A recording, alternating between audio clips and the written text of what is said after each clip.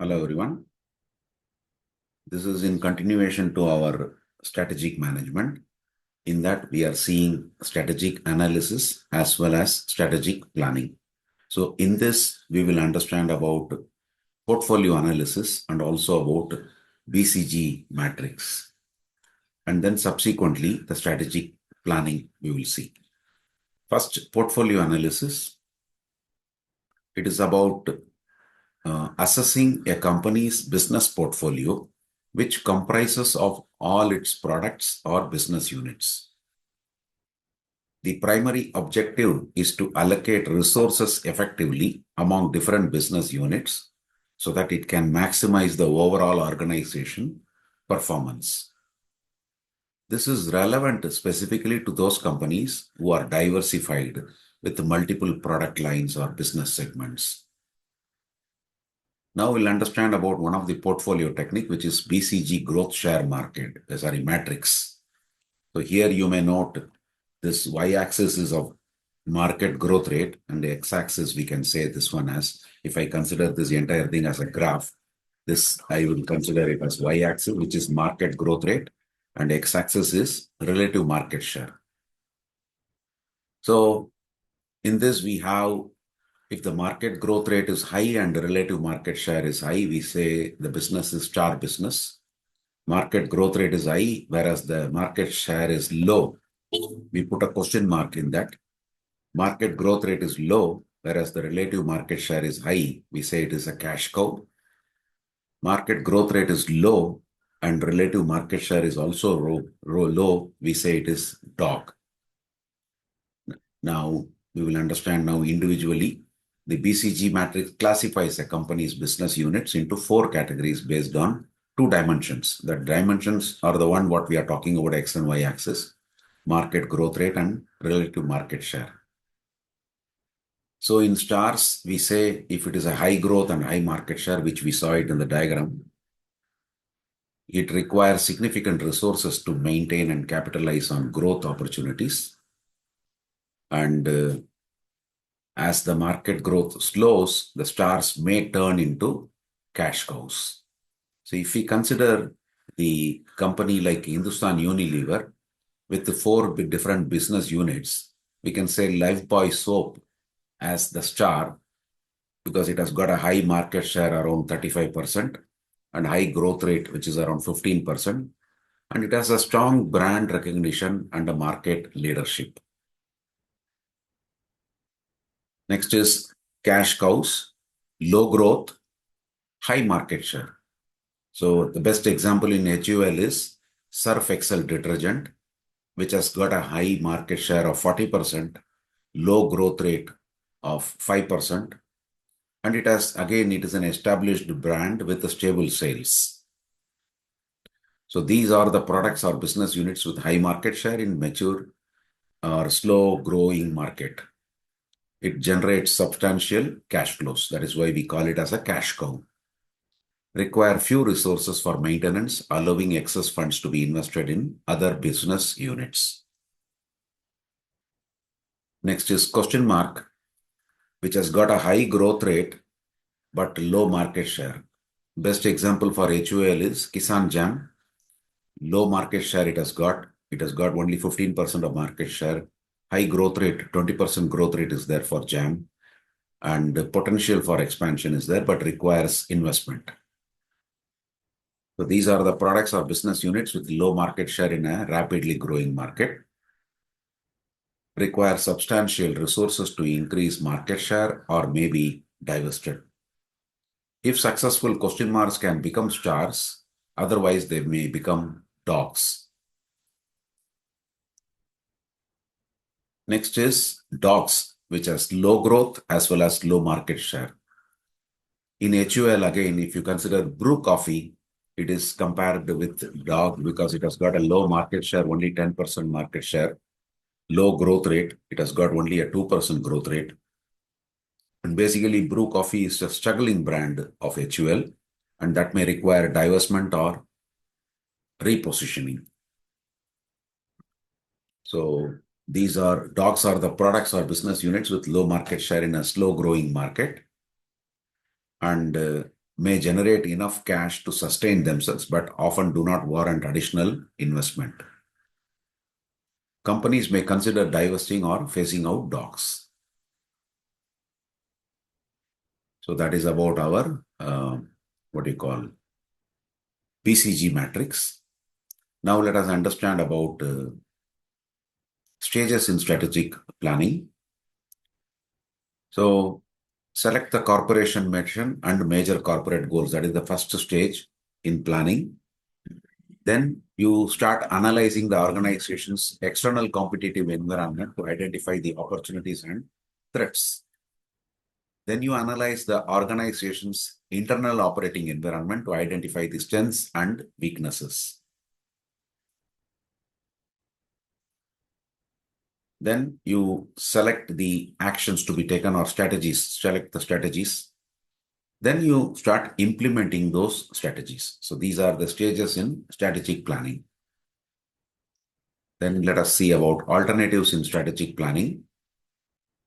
First one is scenario planning. It is like what if analysis, means if something happens, what will be the effect? If something happens, what will be the effect?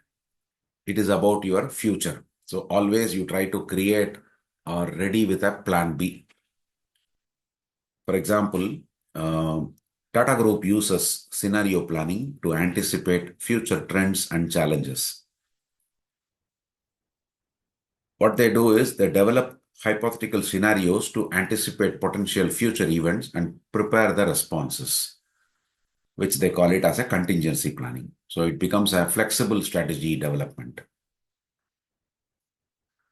Next is your decentralized planning, means giving freedom to the subordinates to plan on their own, or the sub-offices, means the branches, you can say. The best example is HDFC Bank's branch level planning. HDFC Bank, generally what they do, they empowers the branch managers to develop the local plans, increasing responsiveness to customer needs. Then let us understand what are the mechanisms employed for identifying strategic alternatives. We do brainstorming sessions, that is top management and key executives. Among them, a brainstorming session can happen to identify the strategic alternatives. Next is special meetings can be conducted with the top executives who are away from their work, maybe in a hotel or in a resort. You may also hire outside consultants who can give you a lot of ideas about identifying how to identify the alternatives. Joint meetings can be conducted among our internal members as well as with the consultants. So these are some of the mechanisms employed. Next is your critical success factors. Anything that helps the company to achieve its success over its competitors is called a CSF, or critical success factor. So it can be broadly classified into internal critical success factors, external critical success factors, or it can be industry-specific critical success factors, like that. Major sources of critical success factors are structure of the industry itself, competitive strategy or industry position, and the geographic location. For example, if we consider the internal critical success factor as a strong leadership, then we can take the example of Infosys, who has a strong leadership. If we consider the internal critical success factor as innovation, then Flipkart has an innovative approach. If we consider employee engagement as the critical success factor, then HDFC Bank is a best example for it. If you consider operational efficiency, then we can say Maruti Suzuki is an example for it.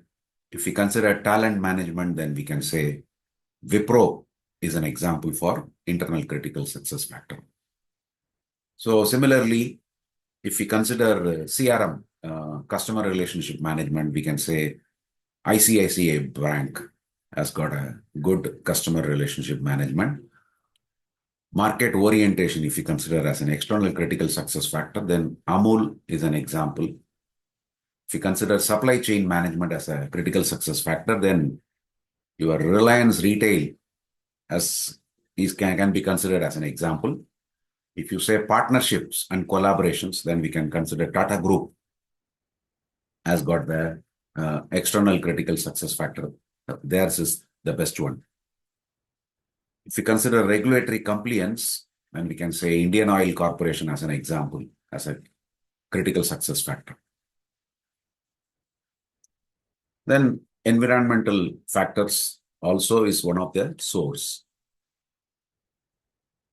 Again, some temporal factors are also there, which are short-term development, something may be there. So, like for example, technical or technology adoption, policy bazaar can be considered. When you say digital transformation, then we can consider Amazon India, like that. Strategic decision making.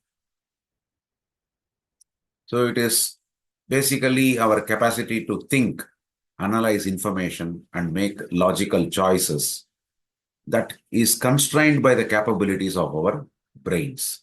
So you call that as strategic decision making is influenced by cognitive limitations and biases.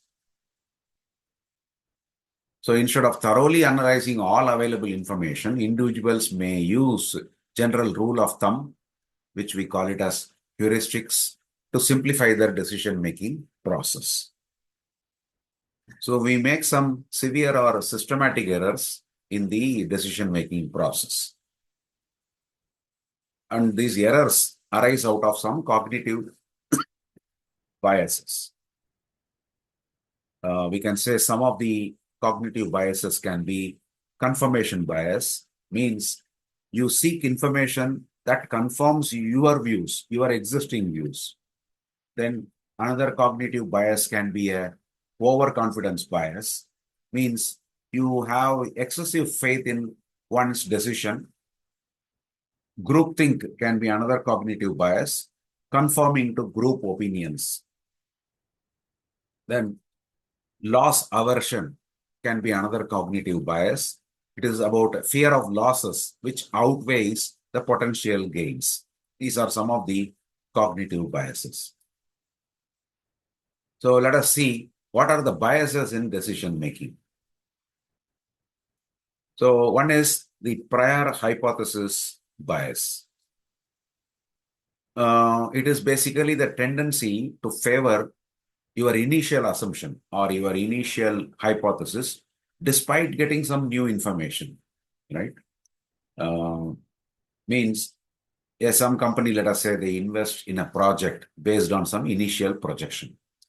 But before they actually invest, they got some negative reports also, but they ignore that and still they go ahead with their investment. That you can call a prior hypothesis bias.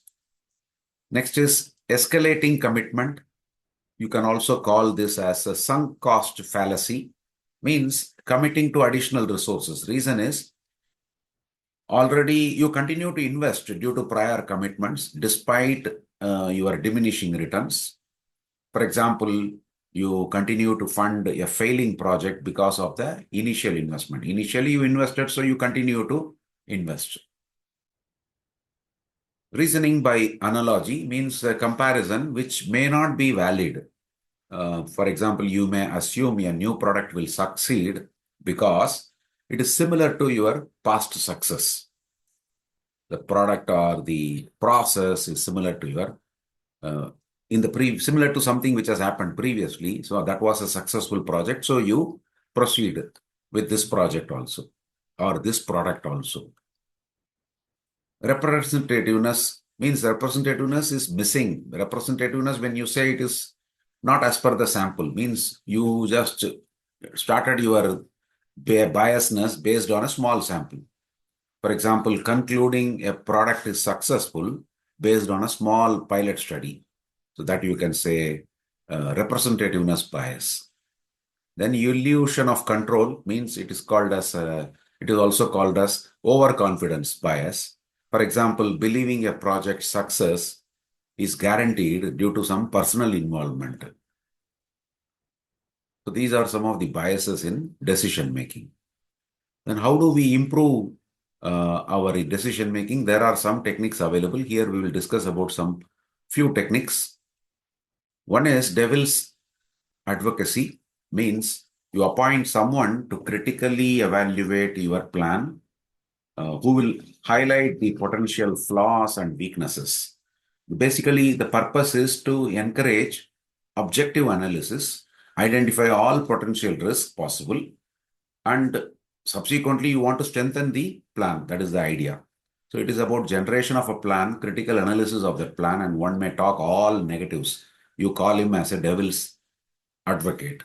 So the process goes like you generate a plan, then you assign a devil's advocate who will critically analyze the plan, mainly focusing on the negatives. And based on whatever feedback you get from the devil's advocate, you revise and refine the plan. So that is one of the technique for improving your decision making. Next, dialectic inquiry means you debate between advocates of plan and the counter plan, then decide. Means it's a structural or structured debate between the advocates of a plan, one who favors a specific plan, and again another team of people who has an alternative or a counter plan they are having. So you make a structured debate among themselves, which will encourage critical evaluation, identifies any potential flaws, and then you select the best option. So the process goes like you develop a plan and also a counter plan. And then you assign people for each of the plan. Then you conduct a structured debate. And then based on the debate, you evaluate and then finally you decide. The next technique is the outside view. Means it's about a review of past similar strategic initiatives to inform your current decision making. So this purpose is to provide valuable insights from the past experiences, or you can say learnings from the past experiences, which will reduce the risk of repeating certain mistakes. So the process goes like you identify similar past initiatives, then you analyze the successes and failures, then you also extract those lessons learned, and then you apply those insights to your current decision making. So that is what you do in outside view. So these are some of the techniques for improving decision making.